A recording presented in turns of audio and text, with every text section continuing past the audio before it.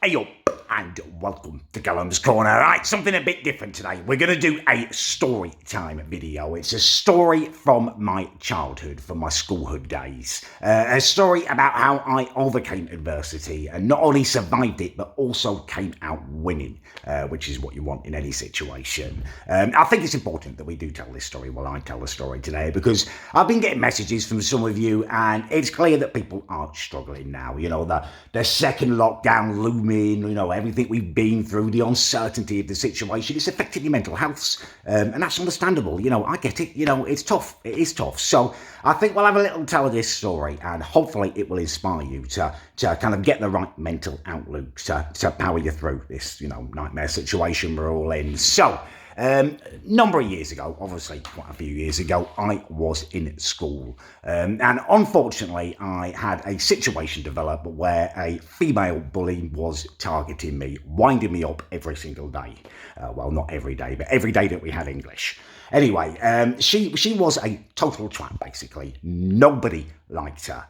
She used to have these tantrums, like, this is talking when I was like 14, 15, like teenage years, right? And she would have these tantrums. For example, she was doing a presentation once and she had this total meltdown because she thought people were laughing at her. I mean, we were laughing at her, but you can't have a bloody tantrum about it. It went so mental chicken oriental that all of us in the class had to leave while the teacher tried to calm her down. Her teacher had to come and get involved and calm her down in the end, but nothing happened to her. We were all punished. Nothing happened to her. Absolutely ridiculous. But unfortunately, the teachers did favour her. She got very good grades. Basically, all she did was work and wind people up.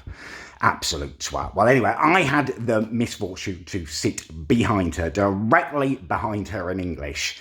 And I remember very clearly the exact moment she started targeting me. So we were reading Hobson's Choice, right? And she leant back with her hair. Now, I haven't told you about the way she looked like. Obviously, don't want to talk too much about appearances, but she was repugnant. She looked like a moonman. She had these widely spaced eyes, these massively thick glasses that made her eyes look like poached eggs. And she also had the longest hair that I'd ever seen in real life. Like, honest to God, it went down past her arse, like almost to her knees. She must never have got it cut, like some twisted version of bloody Rapunzel or something.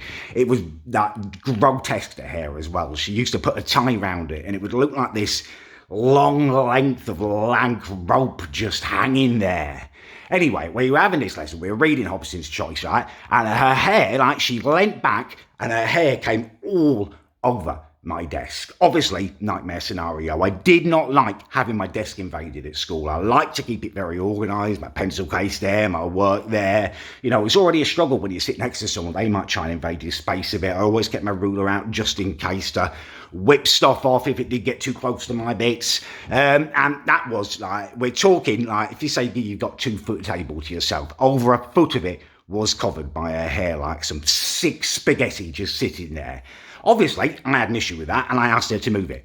She didn't even reply to me, right? So I took care of matters myself, started pushing it off with my pencil case and stuff, right? She just kept pushing her hair back over there.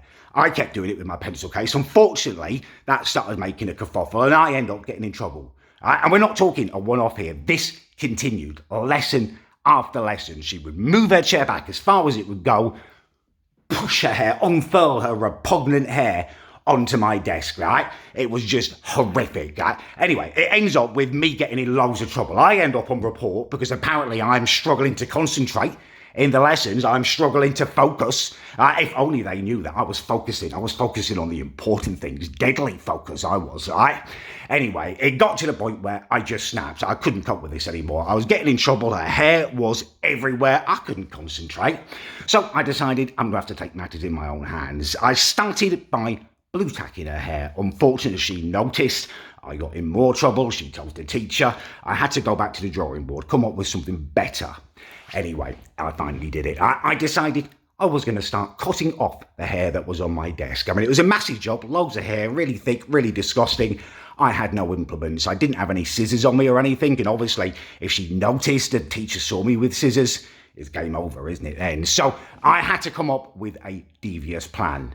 What I did was I started trying to just cut it with my ruler, just kind of isolating individual hairs and trying to just cut them with my little ruler. It was only like a 15 centimetre one, a small one. I mean, you could do it. It would kind of like with friction, but she'd always notice. So it wasn't ideal, but it didn't deter me. It didn't deter me. I went back to my pencil case, which if you're kind of, rightly minded like myself, a pencil case isn't just a pencil case. It's basically a toolkit. I went back and I got my pencil sharpener out, and then I got my protractor out, used my protractor to crack open my pencil sharpener and extract the blade from it.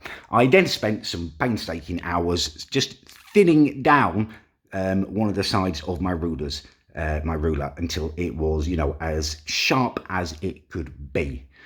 Turned out to be quite effective, even more effective if you notch a little V into the very end of the ruler, so it was almost like a knife. I was then up and away, harvesting multiple hairs.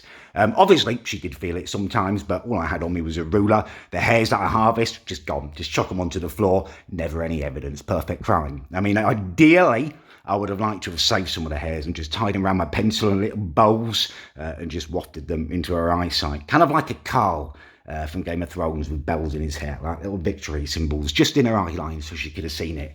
It would have been an apt punishment. She absolutely knew what she was doing. Every time she pushed her hair onto my desk, she used to give this smug little smile. It was horrible, absolutely repulsive. And it's not just because she was a weirdo that I was doing this. She used to sit next to another weirdo, Lisa.